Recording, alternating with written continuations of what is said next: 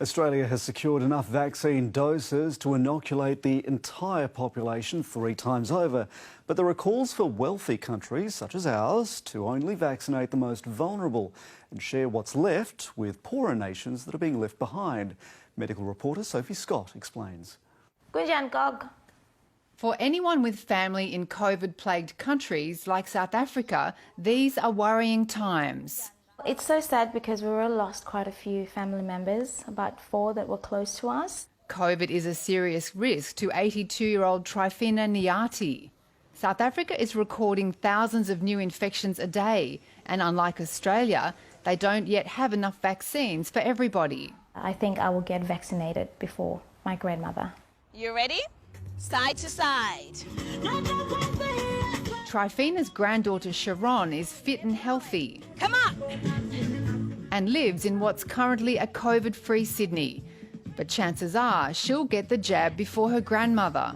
Rich countries are elbowing each other out of the way to get into a queue to get the available vaccine. Professor Mulholland has worked on vaccine programs around the world and was surprised to hear Australia had secured another 10 million doses of the Pfizer vaccine. The thought that Australia would be getting vaccine ahead of countries where they really have a serious problem makes me feel very uncomfortable. 10 countries have deals to buy more doses than they need for their entire population, Australia among them. Many of those countries are facing high case numbers, but not Australia. And plenty of countries don't have access to enough doses to vaccinate everyone. South Africa has only enough to vaccinate slightly more than 1% of its people. We have to recognise that poorer countries are going to find it much more difficult to obtain the vaccine. Australia has promised $500 million to support vaccination programs in our region and has committed to share doses we've secured with our neighbours. We've also put in at least $200 million into COVAX, a global program to support fair access to vaccines.